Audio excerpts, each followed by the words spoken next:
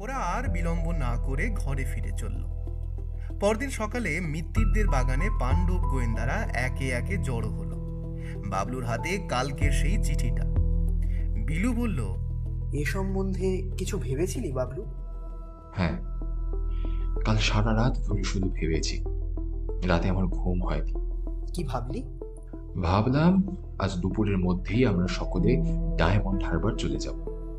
ভম্বল বলল, আমাদের কোনো প্রস্তুতিই তো নেই।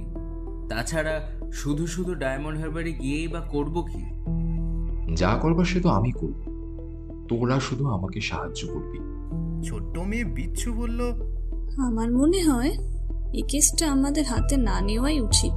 ছোট্ট মেয়ে বিচ্ছু বলল, আমার মনে হয় এই কেসটা একমাত্র আমাদেরই হাতে নেওয়া উচিত এবং আজই একবার চলে যাওয়া উচিত ডায়মন্ড হারবারে।